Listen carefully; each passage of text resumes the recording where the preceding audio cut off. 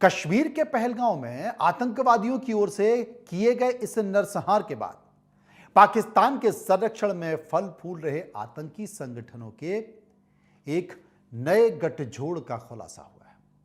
अब मैं आपको जो जानकारी दे रहा हूं वो भारत की सुरक्षा से जुड़ी हुई है।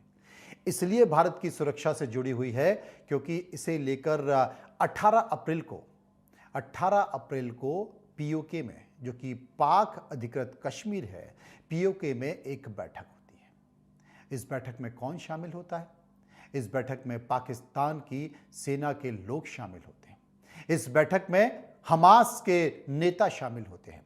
इस बैठक में आतंकवादी संगठन लश्कर-ए-तैयबा के लोग शामिल होते हैं और इस बैठक में देश के प्रधानमंत्री नरेंद्र मोदी और हिंदुओं के खिलाफ जहर उगला जाता है। इस बैठक के ठीक पहले पाकिस्तान के मुल्ला मुनीर यानी कि वहां के सेना अध्यक्ष, वो टू नेशन थ्योरी की बात करते हैं। वो कहते हैं कि मुसलमान और हिंदू कभी साथ नहीं रह सकते। वो कहते हैं कि पाकिस्तान और भारत के अच्छे संबंध नहीं हो सकते और वो लगातार हिंदुओं के खिलाफ जहर उगलने की बात कर रहे थे, भारत के खिलाफ संकेत देने की बात कर रहे थे। वो लगातार दिख रहा था कि आखिर वो क्या कहना चाह रहे हैं। उसके बाद ये बैठक होती है और बैठक के बाद जिसमें हिंदुओं को निशाना बनाने की बात की जाती है, देश के प्रधानमंत्री नरेंद्र मोदी के खिलाफ जहर उगला जाता है और उसके बाद पहलगांव में ये हमला हो जाता है। बांग्लादेश की हालत तो आपको पता ही होंगे।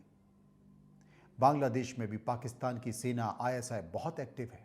लगातार पाकिस्तान से लोग बांग्लादेश जा रहे हैं, वहां की सेना के लोग बांग्लादेश जा रहे हैं और यूनिस के साथ बैठक कर रहे हैं। वहां की जो ऑर्डिनेंस फैक्ट्री है बांग्लादेश की, उसका सर्वेक्षण कर रहे हैं। पाकिस्तान के हथियार वहां बनने की बात चल रही है। पाकिस्तान की जो मिसाइल है अग्नि 2, उसका एक और परीक्षण और उसको बनाने का प्रयास वहां पर किया जा रहा है। इसके अलावा आपने उल्फा का नाम भी सुना होगा। परेश बरुआ, जो कि भारत का मोस्ट वांटेड उग्रवादी है, वो कहां था? वो बांग्लादेश की जेल में बंद था और बांग्लादेश की जेल में बंद होने के साथ साथ वो परेश बरुआ, उसको वहां की कोर्ट ने आजाद कर दिया और वहां पर वो पाकिस्तान के तमाम लोगों के साथ मिलकर वो भारत की सीमाओं का दौरा कर रहा है, भारत की सीमाओं पर चल रहा है। भारत की सीमाओं के साथ किस तरीके से उग्रवादी कैंप स्थापित किए जाएं, उन्हें बनाया जाए पाकिस्तान की सेनाओं की मदद से, उसका प्रयास किया जा रहा है। ये बांग्लादेश में चल रहा है।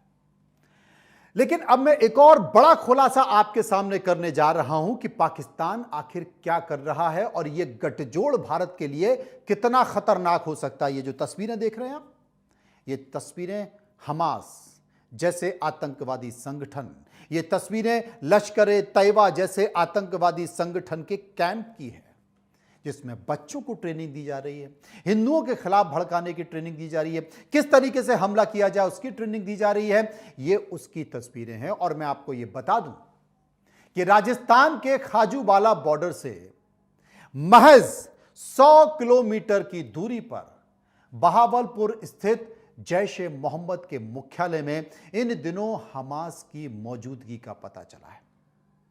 हमास मतलब समझ रहे हैं ना? हमास वो जिसने इजराइल की नाक में दम कर रखा, हमास वो जो लगातार इजराइल में आतंकवादी हमले कर रहा है। लेकिन अमेरिका के सहयोग से इजराइल ने यह तय कर दिया है कि वो हमास का नामो निशान मिटा देगा और उसने हमास के तमाम जितने भी कमांडर, चीफ, हमास के सैनिक थे, एक एक कर उनके तमाम ठिकानों पर हमला किया, उसे नष्ट करने की कोशिश की और इस वक्त हमास की कमर टूटी हुई है। अब हमास का अगला कदम क्या है, गौर से सुनिए। खबर यह है, और खबर जो है इससे इंटेलिजेंस एजेंसियां भी चौंक गई हैं। मिडिल ईस्ट के देशों के बाद पहली बार ऐसा हो रहा है कि भारत के वेस्टर्न सेक्टर को निशाना बनाने के लिए आईएसआई यानी कि आईएसआई नए गठजोड़ पर काम कर रहा है और हमास की जैश के नेताओं के साथ बैठक कराई गई। पिछले दिनों जामिया मस्जिद सुभान अल्लाह परिसर जैसे जैश-ए-मोहम्मद का नया मुख्यालय भी कहते हैं, इसे जैश-ए-मोहम्मद का एक तरह से हेड ऑफिस कहा जाता है, नया मुख्यालय कहा जाता है इस मस्जिद को, जो पाकिस्तान के बहावलपुर में। और यहां हुई तकरीर के, मैं आपको 18 अप्रैल की जो बात कर रहा हूं कि यहां पर जो तकरीर हुई, यहां पर जो भाषण हुआ, उसके जो वीडियो सामने आए हैं, यहां एक और आतंकी संगठन लश्कर से जुड़े टीआरएफ ने बाहरी लड़ाकों की भर्तियां शुरू कर दी। वहीं जैश ने भी, आप समझ रहे ना, जैश आतंकी संगठन, जैश ए मोहम्मद ने भी अब हमास के साथ हाथ मिला लिया है।